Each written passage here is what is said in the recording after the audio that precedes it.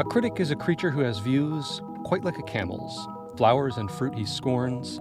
In the flower garden of the honeyed muse he starves unless he finds a meal of thorns.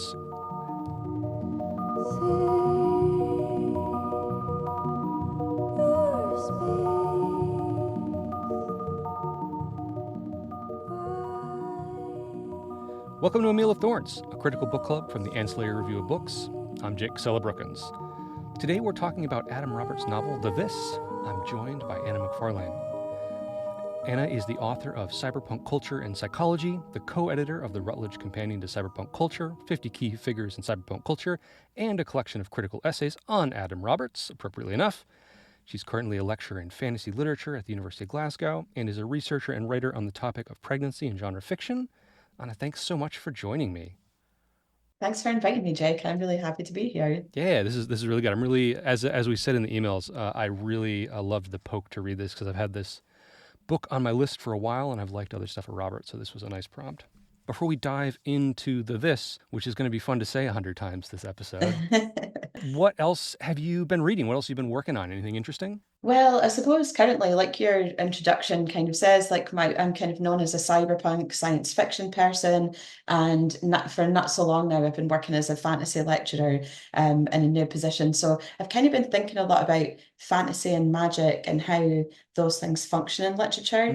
And something really cool that I came across recently was a modernist writer from the early 20th century called Mary Butt. Okay. And I had never heard of her before. She's a short story writer, but she has an amazing story called Mappa Mundi that's about Paris, and it kind of like maps all of this kind of ancient Egyptian kind of mythology over Paris, and it's kind of mystical and mysterious. And she herself was a student of Aleister Crowley, the occultist in England. So I'm quite keen on looking into her life a little bit more and thinking about her writing more, because I just thought that was really cool, and it was just something I had to read to teach, but it was great. Oh, that's fascinating. We'll say her the name again. She's called Mary Butts. Okay. So yeah, the students didn't laugh at her name. I managed to get away with that, and but she's worth reading even with the silly name. I'll highly recommend her. That's my mother's maiden name, so I'm immunized against the Butts name. Yeah. Oh, what a great start! Yeah, cool. Yeah, I've been as always. I've been like reading too much, reviewing a lot, and I'm trying not to say too much because most of the things I'm really liking right now are from next year. And exciting. and so I'm trying to like think about what I read this year and not think about what's coming next year. But I'm just about done with Jordan S. Carroll's book Speculative Whiteness, which is about the alt-right and science fiction, which is really, really good. It's very short. It's very like condensed. I don't know how to say this. Heavily supported. Like it's a really nice, like, he has a good thesis kind of through line through it, but then it's kind of like a really good survey of what other people have written about this for a while. It's really good. It's a little depressing to read right now, but it's also, I'm finding it weirdly affirming because I and a lot of the other kind of critics I kind of like share some space with are often griping about overlaps between speculative fiction and fascist or militaristic kind of tendencies. And so it's nice to see like some good scholarly work on that. Absolutely. Yeah, I think that's really important, not to just like pick and choose the things that we appreciate that appeal to our values and look at like the wider context. I might have cause to draw on that later on in our discussion today, I think. Yeah, So, absolutely. yeah. So cool. Well, yeah, let's jump into the this. So this is a for readers who aren't familiar. This is or listeners who aren't familiar. This is a 2022 novel by Adam Roberts. It was published by Glance. It's set in the near future. It's also set in the distant future. It's also set in a sort of timeless time between reincarnations. It centers on a new social media technology called the This. Initially, they described it as, I think, like hands-free Twitter is how it's pitched, but it very quickly becomes apparent that it's something more. It sort of connects the users into a hive mind. The Thetas, they wind up being in a sort of military conflict, existential conflict with the rest of humanity, and the novel stretches over I don't know how long exactly, but hundreds of years at least. It's very playfully structured. There's unpredictable shifts between chapters. There's some revelations of narrative unreliability where, like, in later chapters, you learn that previous chapters didn't happen quite the way you thought they did. There's one long section with kind of like a Twitter feed in the footnotes. And this is also, something of a spiritual or more properly philosophical sequel to some of Robert's other work, but perhaps we'll get into that. So yeah, I want to know what you suggested this book. I'm very happy you did. And I'm wondering, what's your relationship to this book in particular, or to Robert's work kind of more broadly? Okay, so I am a long-standing fan of Adam Roberts. I started off his first novel I was interested in is called New Model Army, and it's kind of worth referencing because the plot of New Model Army, it has some kind of like affinities with this actually. That's about these armies that kind of work with these wikis that they wear on their arms, so they can communicate in real time. So there's no kind of commanders of these armies; they can just act as like collectives, and they're kind of mercenaries for hire. So the nation states of Europe don't have standing armies anymore. They just have these kind of mobile mercenary armies that work together and can take on these different jobs. So that was what first brought him to my attention, was actually I was really interested in his way of thinking about collectives and how people come Mm, together under that kind of banner. That's a concept I've been interested in for a long time. mm-hmm, And that's what led me into editing this collection of critical essays with Christos Callow about him. So that was the first and, to my knowledge, the only collection on Adam's work that's been released so far, only sustained engagement with Adam Roberts' work. So I don't know. There's a lot of things about him that I really like. I love these kind of high concept ideas. mm-hmm. Clearly, I love this idea of like a gestalt of like bringing together like a load of human beings under one canopy. And we also talked in the critical essays book about how, you know, you often expect of science fiction writers that they might write a big series, or they might write trilogies, or they might spend a lot of time investigating similar concepts in different ways. And Adam has now done that a little bit. There's some like kind of like a little crime series that he's written, and I think there's some other things that he's done since we published that book. But mostly each book will be this kind of, this is my engagement with this genre or with Mm-hmm. this idea or whatever else. And that's one of the things that I really like about him, that I suppose every time I come to one of his books, I'm always surprised, Mm-hmm. but then I'm always really engaged because there's so many levels, like you were saying about this book, there's so many levels of things going on, there's so many different ways that you could read it. So that's why I get really excited about his work. Mm-hmm. I might like to ask you, Jake, like how much of his work have you read before, and like where would you put the this in there Yeah, well, before I start kind of going on and on about him? so I've read Roberts for a while. I sort of have had him on my radar. It was only when I started doing research for this episode that I realized how much fiction he's written and how little of it I've read. And I feel bad about that now, and I want to go track them down. I loved The Thing Itself, or The Thing Itself, right? Yeah, It is, yeah. yeah. Which is just, that was just like, just absolute candy. Like, if you like John Carpenter and you like philosophy, it's just like, oh my gosh, it's so good. I think I've probably known him more. I know I've read quite a few of his short stories, and I've just been enjoying his nonfiction work, particularly stuff online. He's just prolific and really insightful. He was doing, I don't know if he's still doing it, but he was, I know, working on a long running project about epic fantasy, which is, that's a genre that it holds a special place in my mind. I don't currently live there or particularly want to like go back to it in a lot of ways, but it's really fascinating to me. Like, that's a lot of what I read growing up, and I know, like, as a reviewer, I see how much of the scene epic fantasy still kind of holds. That, you know, so much fantasy kind of falls under that, and so it was really interesting to read this very, very well read, very insightful person going back and sort of forcing himself to like read through these sometimes like kind of appalling, like, 3,000 page long trilogy, epic stuff with his feedback on it. So I was really enjoying that series. But yeah, I want to read some more of his novels now that I've looked at the list. I feel like I don't know if it's the publishers or if it's some kind of UK US split. I feel like he's one of those writers who I don't see in the conversation about science fiction as much as I might expect. And I think an interesting one to put that next to is maybe someone like Christopher Priest, where, Mm-hmm. who also is like an experimental writer doing a lot of interesting thematic stuff, who in US conversations doesn't come up that much. And I feel like if you lean on the scholarly or the kind of like critical side, like of course you know these writers, but less so outside of that.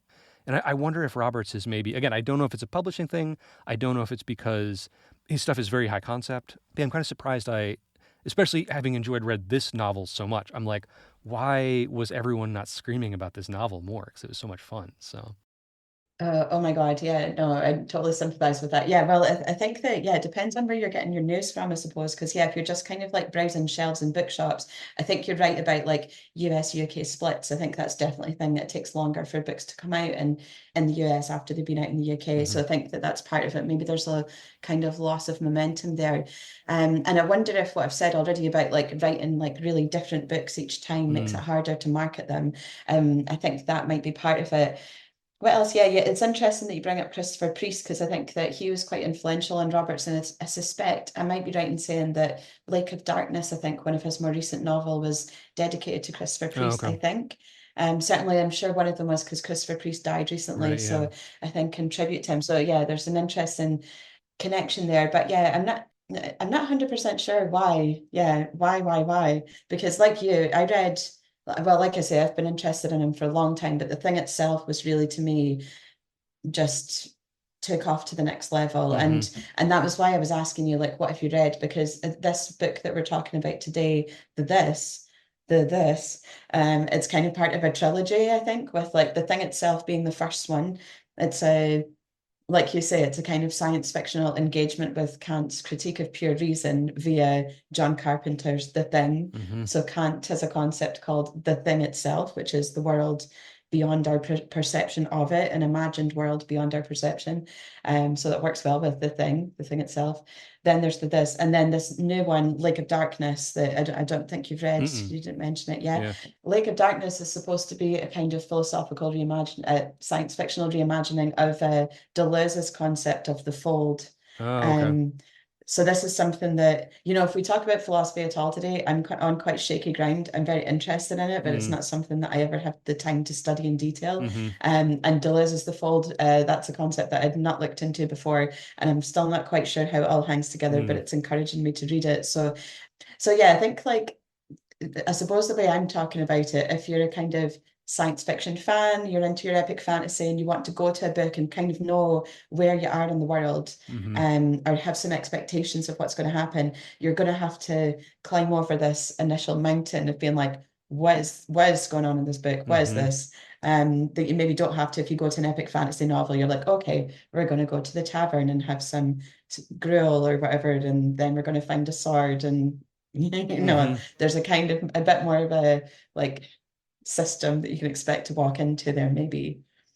Yeah, absolutely. And as I was reading this, and like this is a science fiction novel, right? For sure, like Hmm. no question. But I was thinking about this is it's such a high concept version of thinking about hive minds and connectivity, social media. But it's also it's I'm gonna say like high concept and like similar things all through this episode. But it's also I did find it an incredibly fun book. Like one of the most fun I've had in a while. There's something about having all of these little puzzles, all of these little ways that I think it's very, very hard as a writer to pull off references and allusions in a way that isn't kind of cringy.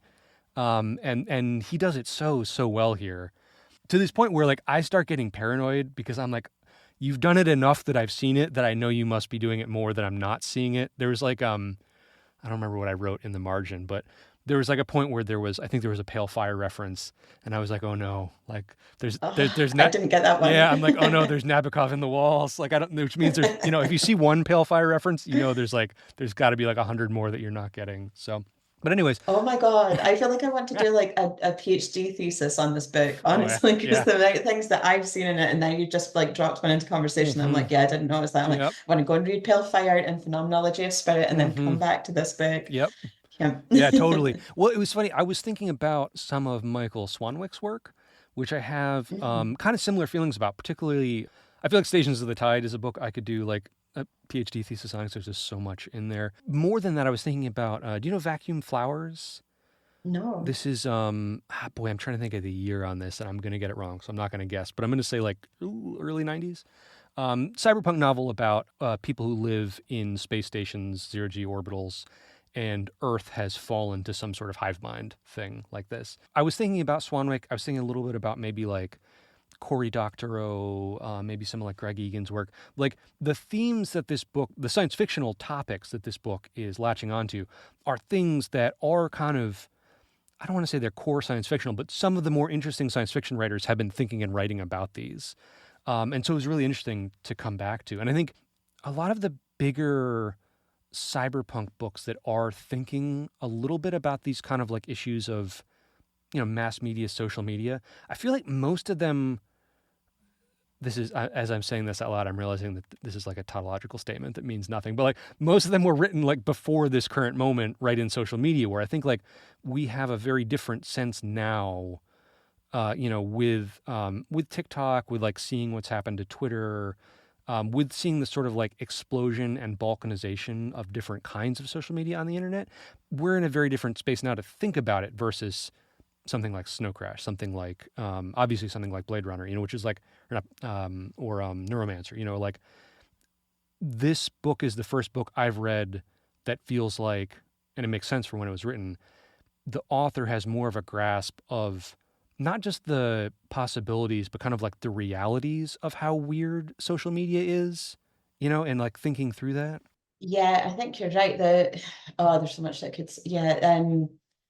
The only other book that I've read that I thought captured Twitter in a way that was as good or similar to this was Patricia Lockwood's book, We're Not Talking About This. I always get the Ooh, title of that book okay. wrong. I don't know So that one. it's No One Is Talking Oh, About no one is This, talking about something this. Yeah, along those yeah, lines. Yes, yeah. yes. Which really captured, I thought, like that kind of sense of humor of Twitter and she's kind of like framing it as something that's quite like superficial. Does she call it the portal or something like that? She's Mm, kind of talking about it as this like kind of fake constructed reality mm-hmm, that then like is kind of revealed to her that that's like she has a tragedy in her family, and then that suddenly kind of reveals to her this contrast between like the real sentiment and that kind of thing, as opposed to this like kind of fake irony that she associates with Twitter. mm, And I think that's something that's really interesting with what Roberts is doing here, that like he's kind of posing like, is this the reality? Is this what everybody needs? mm-hmm, But there's the tension here. Is social media something that's come to save us, or is it something that's come to destroy us? mm-hmm. And that's always in tension throughout the whole book. So I think you're right. There's two levels to read the book. You can read it and I don't want to kind of make it sound like it's just a dry book about philosophy, Yeah. if that's going to put people off reading it, because obviously, like, we could talk about some of the other references like Starship Troopers, and there's Mm-hmm. like Space War, and all this kind of thing going on as well. But when it comes to the social media concept, you're right, we could put it in that science fiction tradition of thinking about collective consciousness. And I was thinking about the Borg from Star Yeah. Trek as Uh-huh. being the kind of like the key main example of that, probably, Mm-hmm. which I've always thought was a kind of I think this is fairly well established in like popular culture and scholarship as well, that the Borg is a kind of like representation of communism, this idea Right. that you're going to lose your individuality and be subsumed under this like bigger ideology, and that being a really negative, terrifying thing, Mm-hmm. particularly from like the American perspective. Right. But like, yeah, there's this book is an attempt to kind of try and like balance that a bit. Like when we see this Twitter stream, like you say, there's parallel text. There's the I know we're not recording this in chat. Keep doing lots of hand gestures Yeah. just for everyone for everyone listening. You're missing a lot of like descriptive hand Mm-hmm. gestures right now. But there's the parallel text. So yeah, we're getting a description of this main character Rich and his life, and then underneath we're getting this parallel text, which, like you say, is like a constant stream of tweets. And there's various things in there. There's obviously like kind of nonsense. There's people saying like, "Would you like to buy my fridge?" There's bots that are coming in there. But then there's also people that are just like reaching out into the void and saying Mm-hmm. like, I am so lonely. Is anyone listening to me?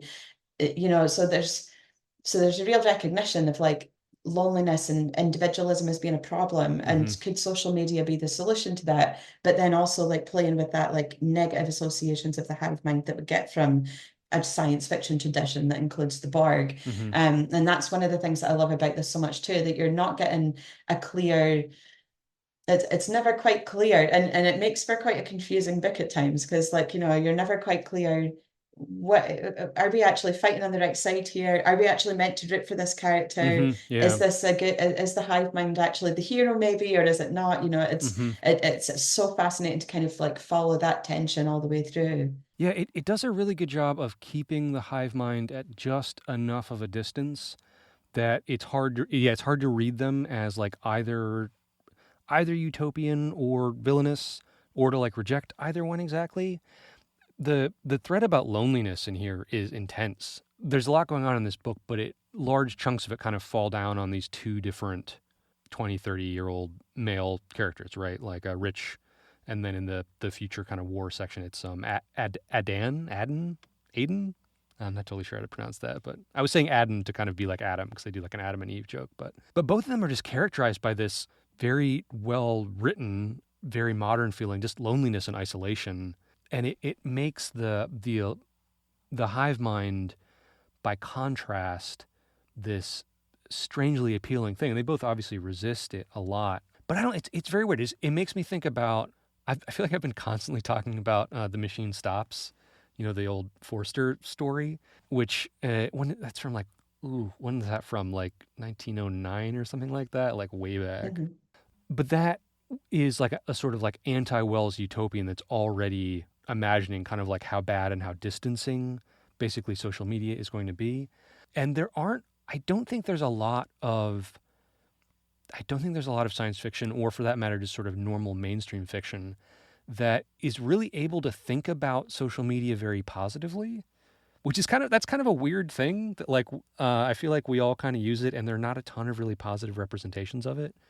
And so it's interesting to have at least the offer here. It's sort of threatening. We don't totally know sure how it works.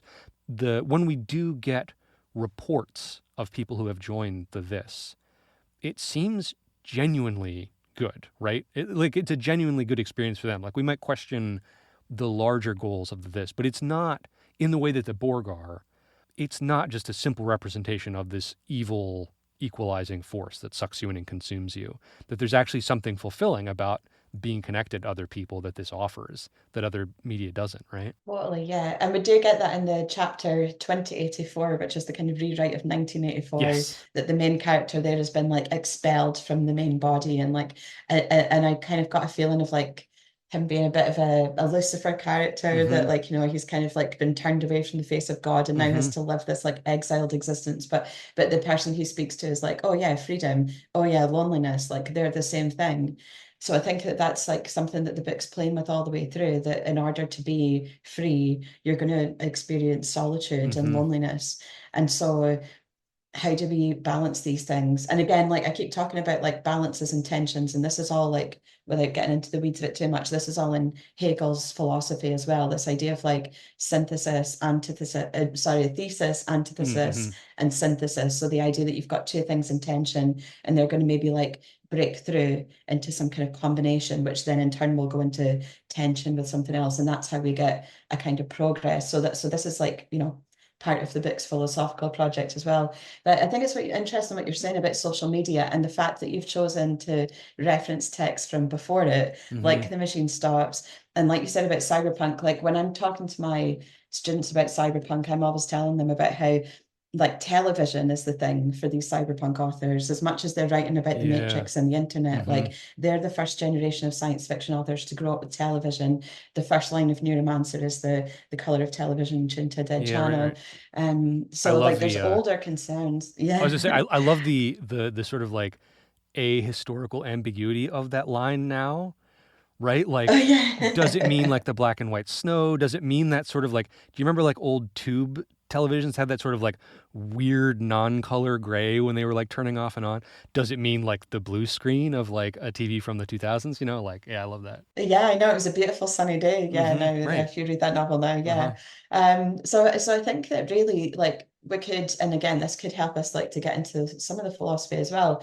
We could think about how really what's being talked about is like media, mass media. And again, this isn't a concern for 1984, like newspeak and Mm-hmm. propaganda and things like this. Like it's kind of about like writing and representation, like to take it like up a level. And what does that do for us as well? Because like all writing is a kind of connection, like social media. Mm-hmm. It's a way of us connecting with each other, but it's also a way of us like pulling the wool over each other's eyes and Mm-hmm. like, kind of leading each other astray. It's dangerous. And I think that that's something that's like one of the philosophical concepts that comes out. I think that when Rich is being like they're trying to talk him into joining the hive mind, Mm-hmm. and one of these people who's already in there is like, you're going to be our pharmakon, and this Right. kind of concept. It's like, is he going to be something that completes the hive mind or that helps them in some way, or is he going to be something that destroys them? I think that's kind of again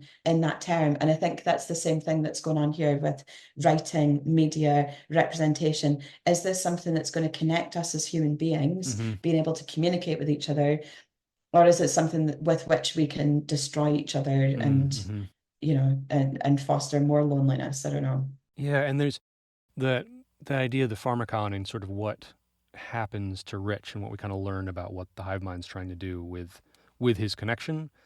I found that just quietly one of the more thematically interesting things. This idea that the hive mind to some extent knows that it can't be complete by itself, that it has to contain some sort of like opposition, some kind of like radical other force, and has to be like in conversation, in dialogue, in a dialectic with it, right? To be able to kind of continue and change. And it's this quiet little thread in the book, but yeah, really, really good. Oh, well, that just reminds me of something that I really wanted to bring in today, actually, which is that, yeah, I wanted to shout out the Big Read podcast because Mm, they've done episodes on the thing itself and the this, and they cool. were both amazing. So I'd recommend if people want to hear about Adam Roberts for even longer, which I always do, Yeah. then they could go and check those out. But one of the like things that I was like shouting at my phone or whatever Mm-hmm. when they were talking about it was that, and I think it was in their episode on the thing itself, but they're like, oh, there's all this weird stuff about sex and what's that doing here? And they Mm, didn't, I don't think they really spoke about it in reference to the this. And that's something that I think is so important in these texts as well, because these are all the thing itself and the this, certainly, and actually Lake of Darkness to an extent as well. There is a big deal about like sex and sexual difference and how that kind of maps onto some of these issues we've been talking about. mm, Like in the this, we've got Rich who lives alone. He's had like one relationship years ago that he kind of idealizes, but now every time he thinks about a new relationships, he just thinks about how, oh, it would be really inconvenient to have to yeah. change my life. So Mm-hmm. like I'm not gonna, and even like it, there's to get a bit disgusting, but there's a description of him like masturbating, and he's just like sits on the toilet and flushes it straight down to make sure Yeah. there's no mess. Like it's so aseptic. And Mm-hmm. then later in the book, we have this fiend, which is like an iPhone who's been developed into like a kind of human-alike body, perhaps with human DNA as part of their makeup. We're not 100% sure. And yeah, this is what the main character Aiden or Adan, Mm-hmm. he has sex with this fiend who has no smell. There's no danger of contracting sexual transmitted diseases, Mm-hmm. but equally like I would be interested to know what you think about that relationship there, because Adan or Aiden seems to be really in love with that Yeah. fiend. He really cares about her, Right. but at the same time, there is this like satire of how the relationship is kind of undermined by that lack of difference, I might say, like because she's already so clean. Yeah. Yeah. Totally. That I say like in scare quotes, that relationship determines so much of the plot of the back half of the book, right? Because Mhm. Adon really, I mean, refers to his phone as his girlfriend. In his mind, is in a relationship with a person, which is extra like hyper dark today. Seeing like ads for like AI partners and like all these like sex bot chat girlfriends directly marketed to lonely people online. It's really spooky. So, but I wanted to try to read against that and try to read that like no, maybe there is something genuine here, and like trying to have like I don't know a broader idea both of what personhood is and what sexuality is, and maybe that's something we could think about kind of positively. But it does kind of feel like an iPhone, like a branded thing that is not a person, has acted like a substitute vitamin, for something essential, which is human connection. And it's really, really tragic, Mhm. right? And that like it has warped this person and seemingly like a large chunk of the personality. out of actual interhuman connection into these just like very blank, very individualistic, very like, amenable to capitalist control kind of relationship just with a device that you have that you pay a monthly installment for, right? And it's bleak. It's really bleak. And that we have this character who is interesting. Like I think Adon's an interesting character. And I was thinking, you mentioned Starship Troopers. I was thinking of a lot of the kind of like stereotypical dumb conscript in a lot of army movies, right? Hmm. And who's like pining for his love back home, but his love back home is a phone, like in a storage unit, and I don't know, it's really kind of dark, and that it's contrasted with, so like, right, he is our sort of like, again with scare quotes, he's sort of our warrior representing humanity's resistance against the Borg, as it were, right? Hmm. But the Borg, not the Borg, but this are actual human connection. And so then how do you read that, like, this one character who's like one of the more human characters, really like one of the two human characters we spend time with in this book, is opposed to the thing that's maybe really connection in service of this fake girlfriend? Yeah, it adds all these weird layers of kind of tragedy to it. And it's different because Roberts has made it so clear to us that Adam's not very smart, right? And that he is very disconnected from the rest of reality and life, right? He like lives on a trust fund from his mom and sleeps with his phone, and that's kind of his entire life until he has to join the army. Yeah, I think the term that came, yeah, well, yeah, the term that came to my mind was pathetic. Right? Like Yeah. it was really pathetic. Mm-hmm. But then, yeah, it was just these like little moments. Like there's one time where he just starts to cry Mm-hmm. because he thinks about like the possibility that they might just take her away from Mm-hmm. him. And so, yeah, like I think that's yeah, and I think that, like I'm saying, I think that's a really important aspect of the book. We get it in the other character as well. I don't think it's something that you could just lift out of these texts. I think Mm-hmm. that it's actually like core to it. And one of the other things that I really liked about it, not just because like it kind of demonstrates that idea of difference that we've been talking about, like tensions that come up in this text, like and something that I think that Hegel's philosophy has been used a lot in feminist philosophy afterwards to think about, like we could think about a book like Shulamith Firestone's dialectics of Yeah. sex, that Uh-huh. idea of like sexual difference being like that kind of tension. Mm-hmm. But then I thought the way that these characters are described also speaks to like incel culture as well, I thought. So it does a Totally. great job of being like, talking to those like deeper philosophical themes while also trying to understand like what's happening with these incels. Or there's these Japanese men, I think now that I can't remember the term for, but they're ones that have just decided they're never going to get married. They're just going to have their AI girlfriends. Mm-hmm. And that, yeah, that sense of like, it's somehow like clean and in a way that is so creepy Yeah. that I love the descriptions here in this book Mm-hmm. about and those things. Yeah. It'd be, it would be easy to write a book like this that is just kind of a polemic against, oh, those kids and their technology, right? And I think there is an extent to which this is a pretty thoughtful critique of like actually maybe societally as a whole we're going down some bad roads with this stuff, right?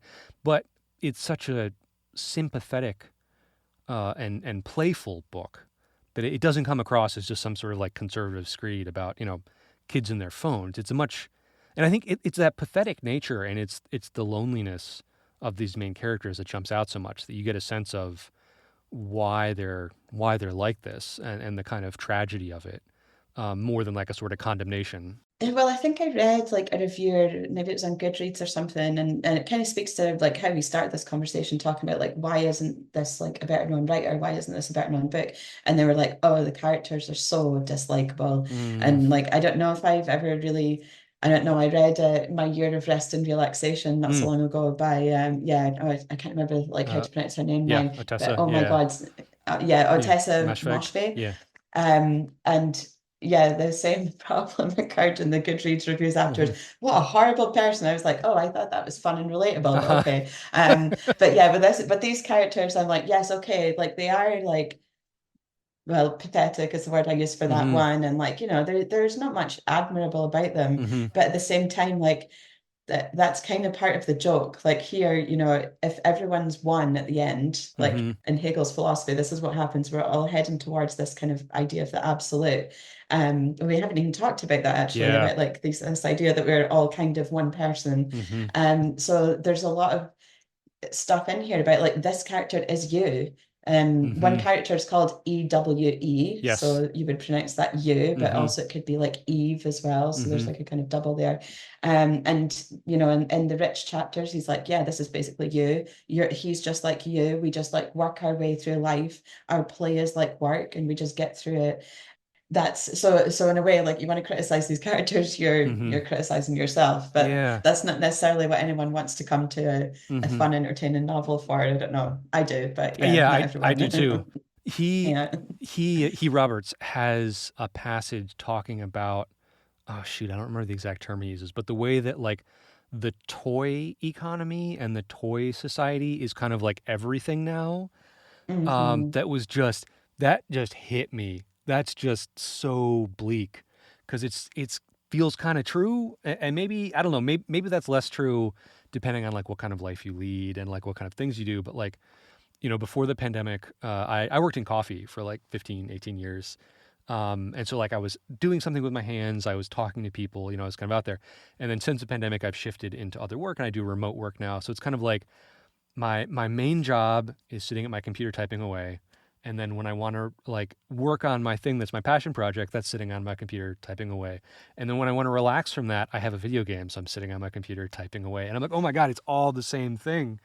So that bit with that, yeah, the way that, and then yeah, the way that like Aden's relationship with his phone, similar to like, I think Rich's just relationship to kind of like his whole life, everything that he's doing on the computer, and the way that they have grown this like emotional attachment. Well, it's like that. Everyone talks about the monkey experiment, right? With like the robot monkey mom. You know what I'm talking about? Where like just that image of that little monkey clinging to the fake little I'm robot. I'm like, obsessed with oh that experiment. It yeah, haunts me. Yeah. yeah. I mean, that is just this like writ large, right? Like, oof, or Mm-hmm. vice versa. This is that writ large. Just to like pick up on something you said a minute ago as well, like about the sympathy of this as well. We should say that Roberts is really prolific, and he's also very prolific on Twitter. Mm-hmm. I don't. He does have a Blue Sky account now, Oh, okay, and I've good, just started one, so I'm hoping he might pick up there as well. cool. But he just can't stop. Like, and it's funny reading these like Twitter streams, and there'll be all these like memes and silly things, and that's Mm-hmm. the kind of thing that he would. Oh God, I just read his review of Keanu Reeves' new book with China Miéville. Yeah. Yeah, I just Mm-hmm. read Adam Roberts' review of that book, Oh, okay. and he finished the review with "Enter the Matrix," so it's just worth reading that review just for the pun at the end. I'm really glad to hear he's on Blue Sky because he has been like a top tier erudite dad joke maker for like many years on Twitter. So that's good to hear. Honestly, that's why I was thinking, like, if you get your kind of books just from browsing the shelves, you might not hear of him that much, but Mm-hmm. if you get your science fiction stuff from Twitter, then he's like a colossus. So. Well, one of the things that we didn't talk about was the fact that he's made Rich and a writer that uses AI to, Mm. well, like he's still a writer in the age of AI, which I thought was another interesting feature of this. But given that it's like a couple of years ago, so it's not like quite up to date with the progress of ChatGPT and Mm-hmm. these large language models that we've seen since. I thought it was quite prescient about the way that writing is going to go.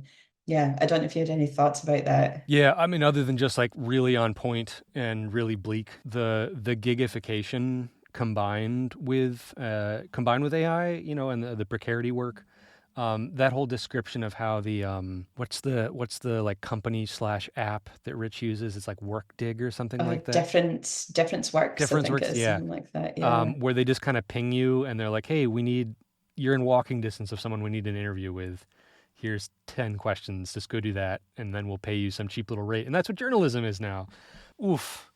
This is what I mean about like how you can just like really be cutting about the contemporary issues, but then it's also like really like how do you do that? Just like fold in all of your big concerns because that the fact that it is called something along those lines of difference works. Again, it's kind of feeding into the idea of Mm, like we need some kind of difference in here. We can't just have like the AI language is a bit like the hive mind. It's just mm-hmm. something that like kind of spews out this like something that's going to be quite bland. And we need the kind of human touch occasionally to insert that kind of difference that's going to give it some kind of spice or interest or just connection with like actual objective reality. Mm-hmm. And that's what Rich is kind of doing. But here it becomes like a dilettante activity that only people who have trust funds and own their own houses can afford to do because you get paid so little because of this gig economy. So it's showing you this like fractionalization of society, Mm-hmm. at the same time as being like, this is why it's important, but only rich people are getting to have that input. Yeah. Yeah, and it doesn't really have a solution other than just sort of like I don't even know if satirizing it's the right word because it's one of those things where like depicting reality feels like a satire. It's so close. Yeah, absolutely. Yeah. I know. I wonder if you could compare it to something like Black Mirror, but honestly, it's Mm. too funny for that. Mm-hmm. Like the descriptions of how stupid Aiden is, Mm-hmm. it just it's just like some of the funniest writing. And like and all of it is I think nearly all of it is pretty funny. So Yeah. yeah, so maybe not like Black Mirror so much in that sense. I was wondering through this how much maybe some of Tom Dish's work is an influence on him because bits of this felt like, what if 334 were funny? What if Camp Oh. Concentration, had like more jokes? Because it has that sort of like background near future bleakness, but Mm. also I don't know. The book just has a sense of like that's obviously a core theme of it, but it also has a sense of the sort of richness and complexity and the sort of like tragic comic nature of what's going on, as opposed to it doesn't feel despairing. It's like it's kind of bleak, but it's not. I don't know. It's not a downer of a book. Oh no, I always think these books are so exciting because you Mm-hmm. just never know where they're going to go next, partly, Mm-hmm. but also it just makes me so hungry to get involved with all of the ideas that are getting thrown at. Well, like I'm saying, I read Lake of Darkness, the kind of sequel to this, I guess, the final in the trilogy. Hopefully not the final, maybe there'll be Mm-hmm. more. Like Right. do some of Hegel's other books. I don't know. Mm-hmm. Um, but yeah, reading that and it's like a science fiction novel about black holes and the physics of black holes and how can energy be maintained in the universe when things go into a black hole and that energy no longer kind of exists on this Mm. side of the black hole. So it's all about that. But then, like, where is this philosophy coming in? It makes me want to go and read all of these other things. So that's where I get my hope from, I think, in these books, that I'm never just like, oh, the future's so bleak. I'm like, the future's one in which I might understand this goddamn book Uh-huh. because I've got to go and read about it. So the ideas and as well as that, like we're kind of talking about like the satire, like some people might think it's a bit clever to write science fiction about philosophy, but actually I think that maybe one of the things that attracts me to these books so much is their sincerity and Mm. like the real kind of like I think Roberts described the thing itself as like a book by an atheist about why you should believe in God. Yeah. Huh. And this is basically this is, to me anyway, it is basically a book about love because it's about, well, what do you give up to Mm. if you decide to give up your isolation in order to love another person? Mm-hmm. Like, why is it you do that? What is it that love gives us? And that's how he finishes the book as well. No spoilers, but Right. he talks about love a lot in the last chapter. Mm-hmm. And we get a little like cameo appearance from Hegel in the last Mm-hmm. chapter as well to kind of tie it together. And I think that that's just something that is not very, I don't know, maybe sometimes people think it's a bit cringe to be sincere. And I think that Roberts is not afraid to be there. And Yeah. yeah, I'm reminded of a conversation recently about David Lynch with I can't remember, one of my friends was talking about how he's actually very sincere, he's very romantic, Mm-hmm. and I love David Lynch. So, Mm. people like might try to replicate his style and be like, oh yeah, it'd be really cool to have all this random stuff. But they miss the Right. sincerity of it, which actually gives it like its core value. Mm-hmm. So I think that that's something that we see here as well. I think that is a great time to take a really quick break.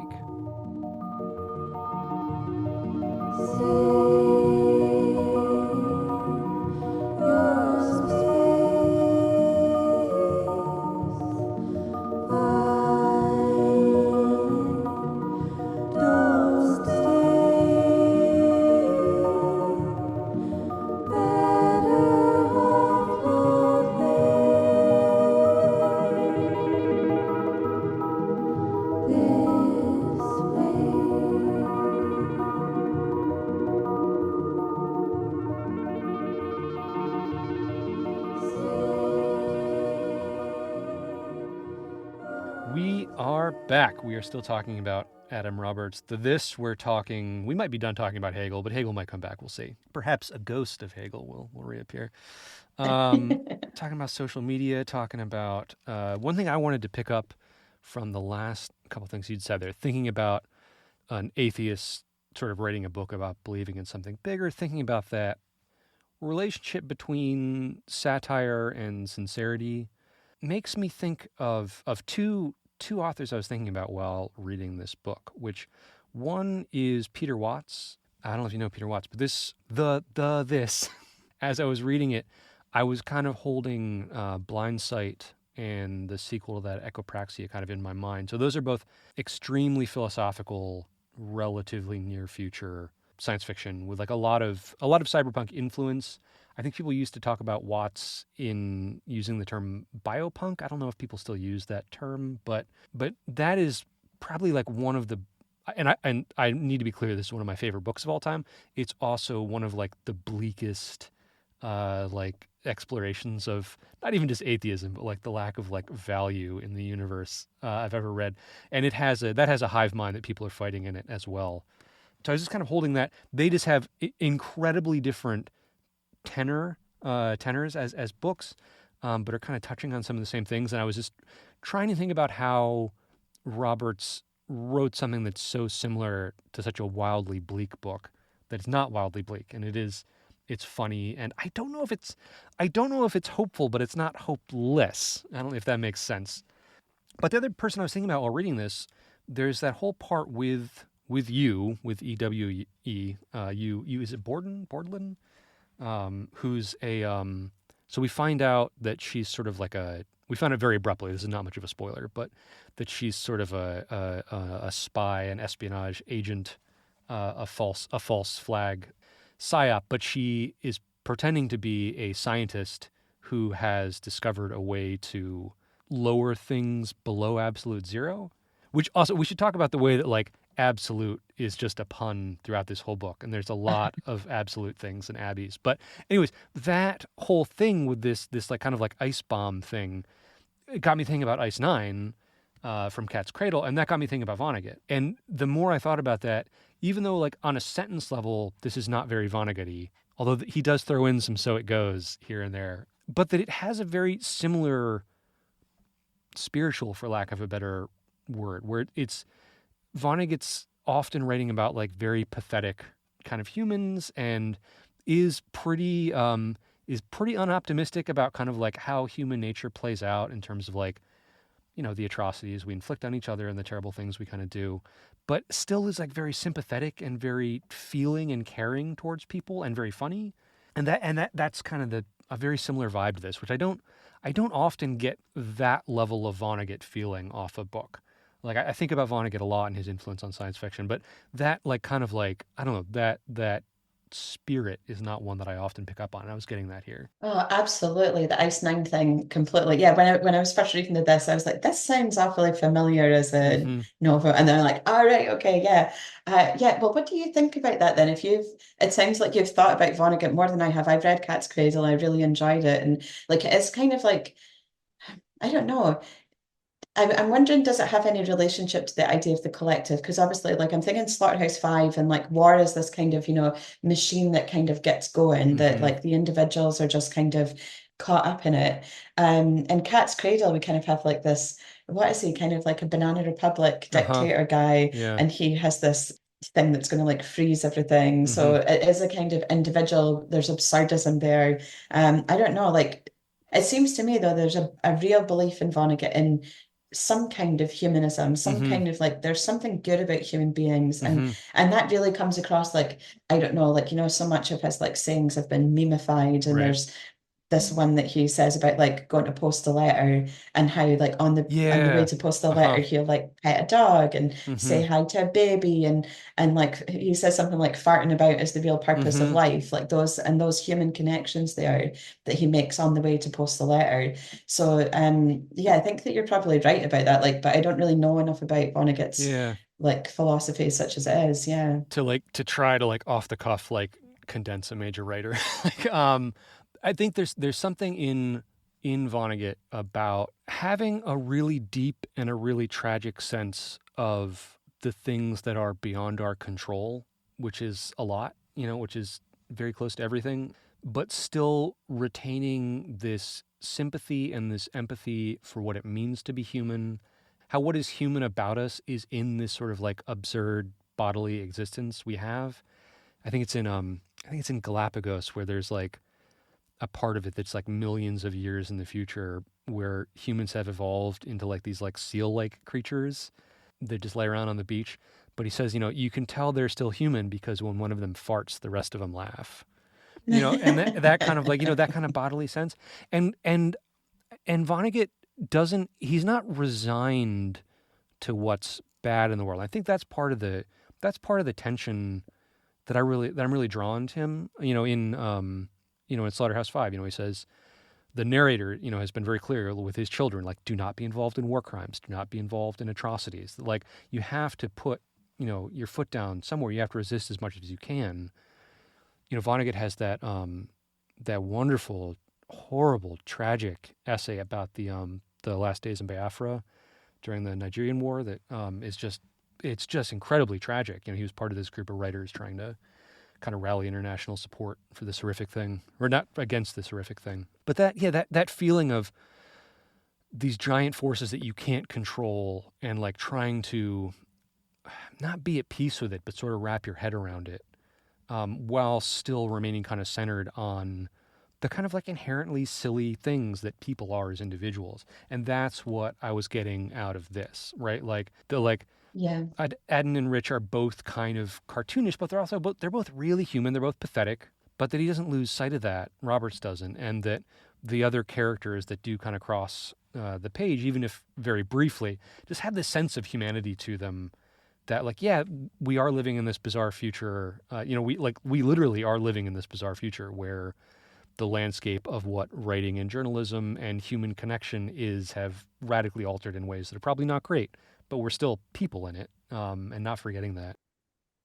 Yeah, I think a couple of things, like, and specifically when I was talking about how Aiden is like really stupid and how Mm-hmm. funny that is, the way that that's described, but it's in a very loving kind of way. Like, it's Mm-hmm. really funny how Yeah. all the different ways that Roberts finds to say Mm-hmm. this guy's really dumb.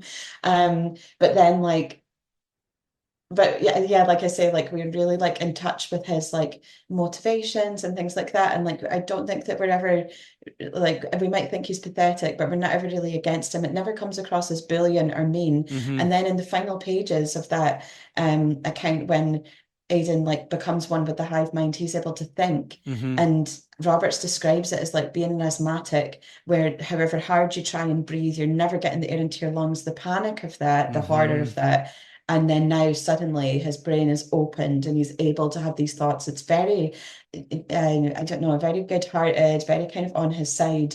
And I think that that what we're talking about here, this like lightheartedness with these really like sincere and difficult themes, I think is a really interesting tack to take when we've kind of, in a lot of like mainstream kind of nerd culture, to be like gritty and grim and Mm-hmm. uber violent is to be serious. Yeah. And this is kind of shown us that, yeah, like a light touch is just as capable of dealing with these big issues as Mm-hmm. any other mode, basically, and maybe more so because there is a lot of absurdity about. I'm immediately thinking about the fact that like Elon Musk is now in like the American government. I Yeah. didn't want to go there right Right. now, but Yep. there's a lot of Right. absurdity in life that you have to laugh at. Mm-hmm. And maybe this is a good response to the society that we're in. Yeah, I mean, we talked about this in the break, but I always try to bring these podcasts back a little bit to kind of like what's going on now. How does this connect now? And like, yeah, this book is both extra bleak and extra funny to read. Like as Twitter is imploding, as it's like billionaire supervillain joins the U.S. government, and maybe I don't want to like. This is an empirical question, but like maybe was the person who swung the election. It's hard to say. Well, I heard a theory about Elon Musk taking over Twitter, and I don't know what you'll think about this, Jake, Hmm. but I heard someone say that Elon Musk didn't take over Twitter to get like however many friends or to like directly influence things. He took over it to destroy it, and Mm-hmm. so that people couldn't have a coherent conversation about politics and therefore couldn't use Twitter to organize. Mm-hmm. And I found that a very compelling argument. And again, I don't know if this is true. Yeah. This could be just be like, a theory from someone, but I find it very compelling because it fits into that narrative of like conspiracies are never as coherent as you think. They're always Yeah. like a lot more random. And Mm-hmm. like he's certainly done a really good job of destroying that platform as Mm-hmm. a mode of communication for anything sensical. Mm-hmm. So we're kind of speaking about how maybe Blue Sky is looking like a replacement now. Mm-hmm. I've certainly been on there the last couple of days, and I've actually had fun Mm-hmm. on social media for the first time in I can't remember how long. Mm-hmm. So again, we have here this duality of like, is this something that can bring people together? Is this something that like the kind of Tower of Babel kind of myth comes to mind here about Yeah. everyone speaking one language Mm-hmm. and then Elon Musk coming along and like ruining it all and like Right. separating us all from each other. But maybe we can find another place. And clearly we have that human need to communicate. And we're going to do that. It's just, yeah, like what impact is that going to have? Are we going to end up being like a telepathic hive mind that doesn't care about individual human beings? Mm-hmm. Or are we going to maintain some kind of love for the human? Like that's still all to play for, I think. Yeah, totally. And boy, this is like, I don't even know where to start with this conversation on what social media is doing. And the Tower of Babel thing is interesting because I feel like a lot of times in our lamentations about what's going on the internet or on specific platforms has a little of this like golden age myth vibe to it. Like things used to be great and now they suck. And like I agree that they suck now. I'm not sure that they used to be as great as we, think they were, right? Like it's still we're on social media. It is cool to be on Blue Sky and it does feel fun again, which I like. I haven't felt that like Twitter's fun in like a really long time. Except for, occasionally there's like a random meme format that's going around that really tickles me or something. But I think I used to like it as that parallel, like if you're at a conference or something and like people would be live tweeting it and there was yeah. the parallel lives. And that is actually, yeah, one of the critiques of the novel, like we said, there is that use of parallel text. I thought that was a great representation of how Twitter feels, that it is this like other reality in parallel with the current reality Mm-hmm. and the distraction as well, that you're kind of flipping between like, oh, I'll read a few lines of this text, I'll go and read a few lines of that text. So it's showing you like how fun it can be to create a parallel reality, but also the distraction and Yeah. how like the mental load of like kind of working on both those levels Mm-hmm. at once. I thought that was really well demonstrated. Again, not necessarily a fun reading experience Mm-hmm. for everyone, but really captured a bit of that sense of distraction and Yeah. um, I don't know if it was intentional, but even just that, like the line break and the page breaks don't line up in that sequence. So you have to kind of be deciding, like, do I finish reading this paragraph in kind of the main text and then flip back to the feed, or do I read the feed first and then go? And that's such a weird feature of mediated reality, right? And like social media doubled reality of splitting our attention that way and not really being able to focus on both. But it can be like an enriching, connecting thing. Yeah, I want to talk about the structure of this book just a little bit because it's really striking. This is one of those books where the core like plotty story about the this and the hive mind is really good and it really like captures you and it's kind of what you walk away from, I think, thinking about. But reading it page by page, it's doing some really strange things like qua novel. Like there were parts where I almost was like, wait a second, is this a novel or is this kind of a collection of a few different short stories and novellas? Because there would be these really radical changes. But then I definitely do not feel that at the end. Like I definitely feel that it is a novel and is like coheres and there's a reason that it's like that. But so like it starts with this thing in the Bardo, right, and returns to that like in the literal Bardo, right, in this sort of like waiting room in between lives. It has these jumps in time and then jumps back that aren't really explained. It's just kind of how it's delivered to you. We in the sequence that does have the kind of Twitter feed double page thing, it's not explained where that's coming from, if the character is seeing it or if it's just we're getting it. It's not really clear. And then it has that flabbergasting 1984 riff. So it has this chapter just out of the blue that is like in the world of 1984. And I'm going to go ahead and say I think Roberts maybe wanted to do Newspeak more than Orwell does, because the Newspeak is great and it's much denser, and takes a little harder to read. And I'm still kind of processing that chapter and sort of like placing the overall plot of the book in this sort of like, I don't want to say multiverse because the multiverse means so many weird things now, but kind of in this like multiverse, multiple interpretations, many existences happening simultaneously place. And then the final section where, not quite the final section, but where Adam meets the absolute character who is like God question mark. He is all of humanity at once, or like individually as they flip through every single human life, similar to the way that like, one electron cycles back through time over and over again to build up the whole universe. And that character has agency, right? Like the absolute does stuff in the book that affects the plot. Yeah, I don't know. I want to hear your thoughts on the structure because I was just really fascinated by all of that. Uh, yeah, so many thoughts. Maybe this is again another like way that Adam Roberts puts people off. Not only have you got to get over the hump of like, what is this book? You've also got to get over it again and again and again, and these particular ones. So first of all, I would say that the structure is kind of similar to the thing itself, which you've also read. So you know this, Mm-hmm. that was kind of like short stories that were connected because I think that maybe like a soul is skipping back through time and forwards again or something. Mm-hmm. Like I can't really remember the whole logic to that.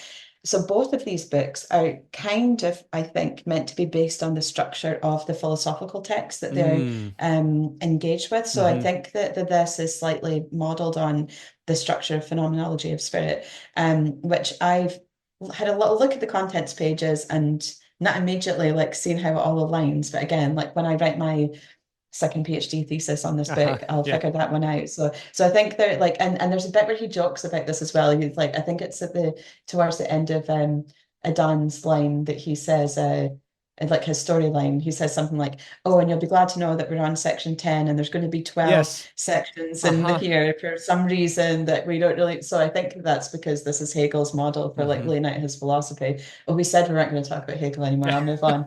But then the other interesting thing that Roberts has said about the thing itself is like he talks about this idea of the fix-up novel. And this is I think there's a couple different terms for it, but basically in the 50s when science fiction writers used to publish a lot of short stories, sometimes they'd bring them together into a novel and just write little bits to connect them. And there's a few famous examples that I think that actually Theodore Sturgeon's More Than Human may be Mm-hmm. one, which is really interesting because Mm-hmm. that's another book about Homo Gestalt, about Oh humans yeah, that's coming right. together, Uh-huh. yeah, to create like a bigger kind of the next step in evolution is like five humans working together to be one. And the novel itself replicates that by the fact it's made up of like three short stories Mm-hmm. that are kind of molded together to make a novel. So I think Robert said of the thing itself that it's that he wrote it like a fix-up novel, but he didn't like publish the story separately. He kind of Right. wrote it in tribute to that form. Mm. So maybe we could see something like that here as well. And this actually does lead into another question that I had about why people might find his work difficult, that there is like a level of science fiction literacy that Adam Roberts has that I think very few other people have. Mm-hmm. Maybe partly because like a lot of the time we tend to get kind of hyper focused on our own area of interest within science fiction. Like if you're reading epic fantasy novels, Mm-hmm. God, there's so many pages long. I can't imagine you've got Mm-hmm. that much time for other things. Right. Or if you're reading cyberpunk, or and he is dotting around all over the place, and he's making these kind of like deep references to like things from the 1950s, Mm-hmm. things from beyond that. We've not even talked about like the Coleridge references or anything Yeah, like right. that. So yeah, like I think that there's a that's one of the things interesting about the structure. There's all these different levels to it. Is it like just because it's like mapped onto the text he's talking about, or is it because it's kind of emulating something within science fiction Mm-hmm. that arguably makes it a really good way to talk about philosophy, which Uh-huh. is what he's decided to use science fiction for here? Or is it something else? I mean, so I'm one of those people who I'm perpetually interested in those kind of like 101 level conversations about what is science fiction and defining it. Not because I think there is a definitive right answer, but I think like the attempt to think through that's interesting. And one that I really like is that I was just reading an essay by Jo Walton where she was talking about recent science fiction through this lens of thinking about the science fiction uh, as the canon, as the line that is intentionally building on things in order to sort of get more sophisticated at talking about the things that it's interested in, which is interesting because I think, well, I mean, any field does that, but I think philosophy is a field that is particularly noted for doing that in terms of like creating new terminology and then later people kind of taking that and building on that, tearing it apart, doing other things with it. And I think that's what's challenging about this is there's lots of science fiction that doesn't there's lots of things talking about science fictional themes, themes of technology, aliens, science out in space, whatever, that doesn't ask you to bring any knowledge of the SF megatext to it, right? I mean, Hmm. that's one of the things that like Black Mirror is very, very smart, but it doesn't ask that you come to it with anything, right? You can just watch an episode of Black Mirror and get it. But this is building on stuff that's come before. I mean, we've just barely scratched the surface of some of the things that it's playing with, but I think it's counting on the reader to kind of fill in some of that, right? And you have, even if you maybe haven't read the specific things this is referencing, that you've read enough in this area. This is not your first hive mind you've encountered, right? And so it's allowing him to kind of build on that, and that is tricky. And how you sell that to someone is a little trickier. I wrote a thing a while back about This Is How You Lose the Time War by a friend of the pod, Amal Motar and Max Gladstone, where when I read that and was like kind of blown away by it, and this proved me wrong. I was worried that not enough people were going to read it because it asked that you already kind of know how multiverses work and time travel works and cyborgs work and like genetically modified hive organisms work. And it asks that you like have some patience for this sort of somewhat experimental epistolary, high literary, again in scare quotes, format. And that wound up being one that did obviously found its audience and like tons of people really responded well to that. But I think that's part of the challenge of this book is it's doing a lot of literary things.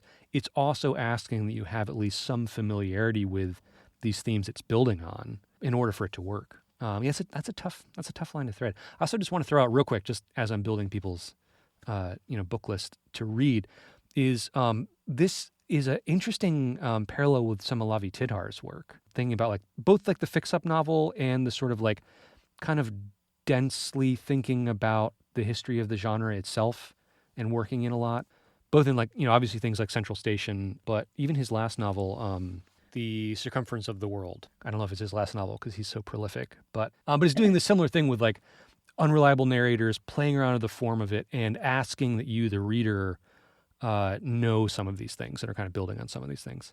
I think there's one I remember in the this. There's even like a reference to like the Orange Catholics, which is like a Dune thing, just like this little like throwaway line. I love that. That's a Jane thing. I didn't realize that. Hmm. That's fun. I think it's funny you say about Lavi Tidai because I think they're actually friends. I think Okay. I'm sure I've seen them chatting on Twitter and things like that before, at least. Um, and I think Lavi Tidai, and like I've read Osama and The Man Lies Mm. Streaming, Hmm. which are obviously Osama bin Laden, and Man Lies Streaming is kind of about Hitler, Hmm. but like telling these stories in like a really kind of pulpy fashion. And I think that like in a way that's kind of asking these questions about science fiction as well. Like what is this genre good for? What does it do when we tell these like really serious stories in a really pulpy way? Hmm. I think you're actually right there that there's definitely like a resonance between what the two of them are doing and maybe what science fiction can do.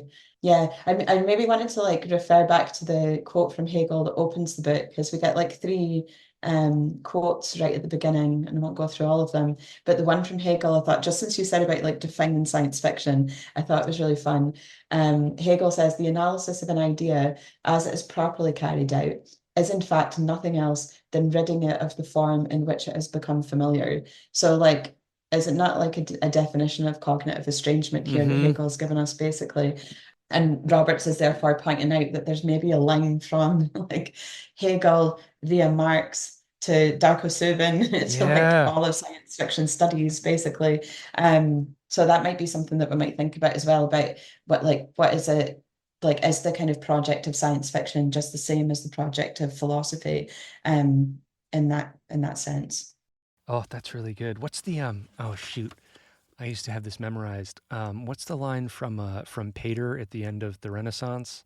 I'm not going to attempt to quote it directly. So paraphrasing it, basically says that like the job of philosophy is to awaken us, is to enliven us to what's going on around us, and that any habit, any preformed theory that sort of categorizes things and discounts them, we need to get rid of that. That like what our theories need to be doing is like waking us up to the reality of what's really there. And it's an estranging thing. It's a weird, it's a discomforting thing, but it's also really like, I don't know, beautiful and lively and exciting. Isn't it just like the tension we're talking about here as well, of like using science fiction tropes, and they are tropes of like the Borg and things like that, Mm-hmm. but doing something weird and new and constantly like unexpected with them, and like how are you like pulling it into our habits of reading while also subverting them at the same time? Mm-hmm. Like that's part of the tension we're talking about. Yeah, and that's such a big, and this is like a meta conversation about things that are going on in publishing right now, I think,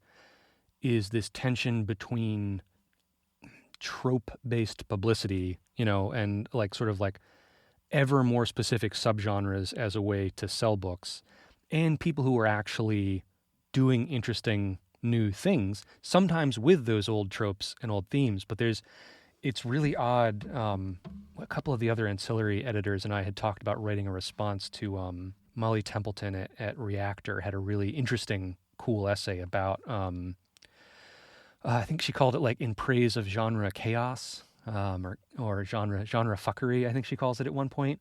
But it was sort of like holding both of these things kind of in tension. And the thing that I and the other ancillary editors kind of want to think about is the way that there's kind of a contradiction between, yeah, like just I'm writing this thing that has these two well-known tropes and is kind of mashing them together. And so you're kind of coming to it just kind of like when you get like one of those like boutique cupcakes just has two flavors together you've never thought of before, like, oh, fennel and passion fruit. I've never had fennel and passion fruit before. Maybe it'll be good. But it's two things you recognize kind of together, as opposed to taking this thing and twisting it and doing something different with it in a way that makes you like look at it and think at it a little more freshly. And that's what Roberts is doing so much of that here. I mean, we've touched on quite a few books, but I mean, I'm sure we could both list more. Like you mentioned Starship Troopers. I was thinking about the Forever War, which like is a response to Starship Troopers, but also has like a hive mind and kind of like this, like, I don't want to say a dumb jock protagonist, but kind of this person who's just kind of like swept along for hundreds of years in this war, and we see all this stuff shifting around him, but we still kind of feel for him. And that very much how the end of this book feels. Yeah, I don't know. We haven't talked about Young Frankenstein. And not even Young Frankenstein. Oh my God, yeah. But that's probably Mel Brooks might be too much to bring into this. I think we should probably think about kind of wrapping up.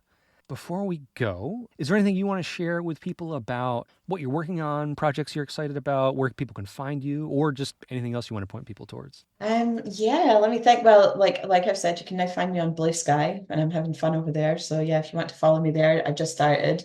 Um, what am I working on? What am I excited about? I'm working on this book about pregnancy and science fiction, but that's going to be a little while before it comes Mm. out. So the next thing that people are going to see from me is going to be the Edinburgh Companion to Science Fiction and the Medical Humanities. Oh, So it's great. one of these big, massive, chunky companions with Mm-hmm. loads of different chapters in it, but thinking about basically like how does science fiction represent medicine, and how do thinking about science fiction and medical humanities Mm. together like help us. So there's a massive big like introduction to that book that if people are interested in those Yeah. themes, I think you're going to be into that introduction.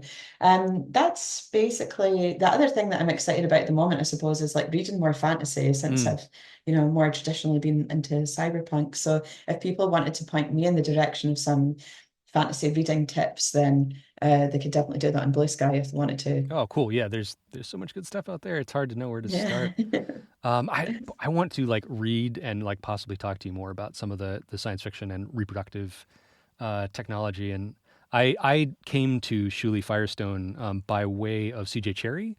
I was like yeah, I Really? was trying to read about. There's that whole like boom in the '80s, particularly I think with some of the women space opera and cyberpunk adjacent writers who were just thinking a lot about artificial wombs and how that would affect society. And yeah, that's how I stumbled into that. So yeah, it's cool to see. When does the companion come out? I'm hoping by the end of the year, I'm literally Okay. putting the finishing touches to the index right now. So, well, not literally right now, but yeah, in the coming days, the index will be finished. So hopefully very soon. Awesome. Well, that's great. Thanks so much. Thanks so much for poking me to read this. This was a really good conversation. And yeah, I will catch you on Blue Sky. Thanks again. Thanks very much, Jake. A Meal of Thorns is a podcast from the Ancillary Review of Books, an online magazine founded to address the radical possibilities of criticism, with a focus on speculative fiction, world literature, and utopian impulses. Go to ancillaryreviewofbooks.org for regular reviews, essays, interviews, and more. Our opening poem is by Barchahari, translated by John Bruff. Our music is by Giselle Gabrielle Garcia. Our artwork is by Rob Patterson at The Ratio Farm.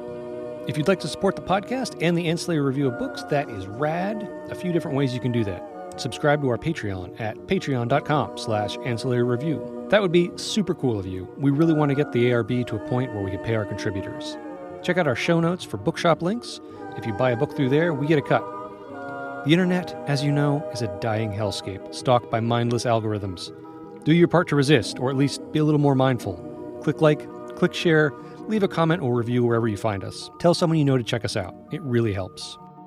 Questions, suggestions, pedantic notes about things we got wrong? Drop us an email at mealofthorns@gmail.com.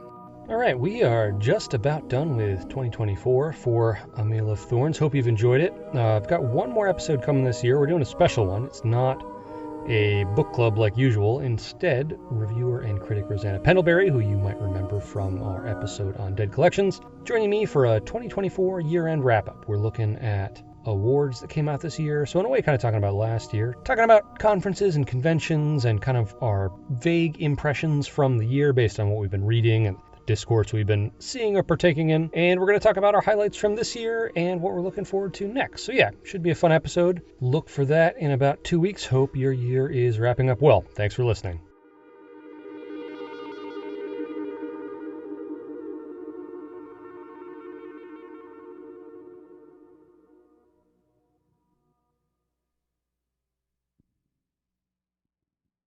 Abby someone. Abby who? Abby normal.